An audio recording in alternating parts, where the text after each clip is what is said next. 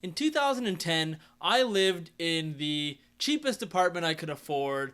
It had mice, cockroaches, I got bed bugs at one point, and you're probably asking yourself, why are you choosing to share this, Riaz? I knew deep down that I needed to do something drastic in order to better my life. And the only foreseeable path at that point that I saw for myself was getting promoted.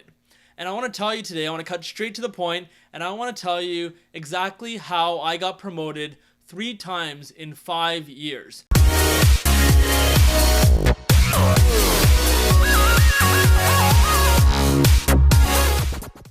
I was really helpful to peers around me, and what I think that did was it showed management that I was a leader.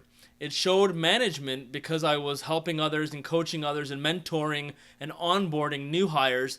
Management would see me in a light like, yeah, I can imagine him, being a manager. I was continuing to be one of the leaders on the team, getting 4 or 5 sales every day, at least, sometimes more, often many more.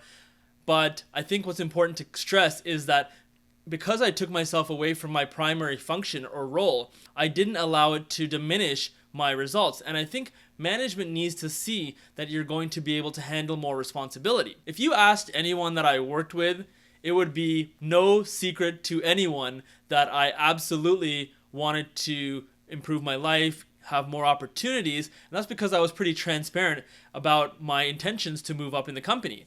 And I think it was important also to plant seeds with senior management, so my boss and my boss's boss, and even my boss's boss's boss when I had the rare opportunity to interact with him. I would make it very clear that there are gaps that we need to address within the organization, and these are the skill sets that I believe that I have to be able to fill those gaps. So figure out what gaps exist within your current organization and think about the values that you can bring, the skill set that you can bring to fill those gaps. You can't sit back and wait for the promotion to come to you. You want to make it very clear and known that you want to move up in the company, that you want to do better for yourself, and that you want to take on more responsibility. And the reality is often you have to act the part before you actually have the compensation for it.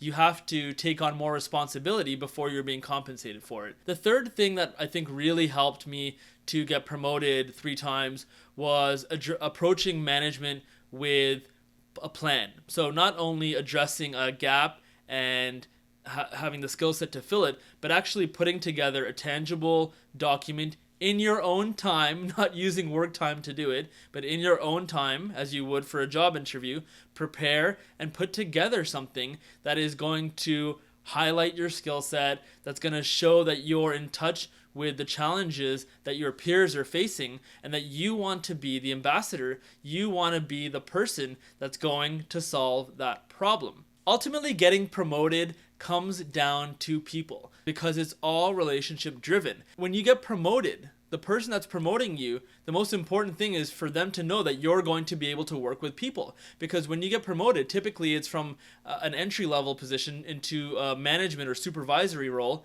And in that, you have to now have your former indirect supervisors and managers looking at you at the same level.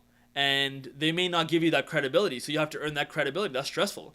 You have to also handle the reality that your former peers are now going to become either your direct reports or your indirect reports. So there's a lot of management of relationships, and so someone that's going to promote you, they need to see that you're ready to handle the different constraints and stressors that are going to arise from being promoted. The third element is also reporting to a director or a senior level person, and that's a different reality because you're working with someone who's not managing frontline staff anymore. You're working with someone who is managing managers, and their priorities are different than yours. So you have to look at what is in it for them in terms of how it's going to help their strategic direction, how it's going to help them achieve their budget or a new goal or part of their mandate. You want to take a look at what their mandate is and what role you're going to play in helping them to achieve their mandate. I worked in an organization where people would be constantly traveling from other cities to my city. When people are coming from different cities and they're staying in a hotel, they're going out for dinner, they don't know anyone necessarily in your city. So what I made a point of doing was becoming the person that they knew.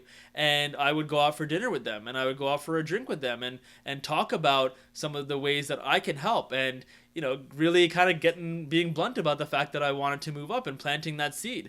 And it's all about really marketing yourself and positioning yourself as the person that is the right person to be in a leadership role.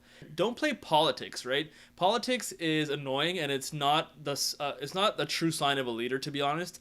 Someone that's playing politics, they're going to be figured out. So be very transparent with everybody about your intention that you want to add value to the organization, and here's how you want to do it, and constantly come up with new ideas, and constantly be presenting it. Every time you have an opportunity to. Don't be over the top because no one likes to someone who's overselling, but definitely make it be known. If you're not being heard, then perhaps you're not a fit with the company from a higher perspective, and that's not necessarily an indication of a lack of skill or a lack of maybe they don't like you. That's not an indication of that at all. What it's an indication of is what your skill set is and what you can bring to the table. They already have someone that has that skill set, and you need to carve your own niche in an organization where your skills and your drive and ambition and what you have to bring to the table is fully received with open arms. Because if it's not, then you're working hard to not get promoted. My name is Riaz Sidi. Thank you so much for watching. Stay positive, stay humble, and I will see you next week.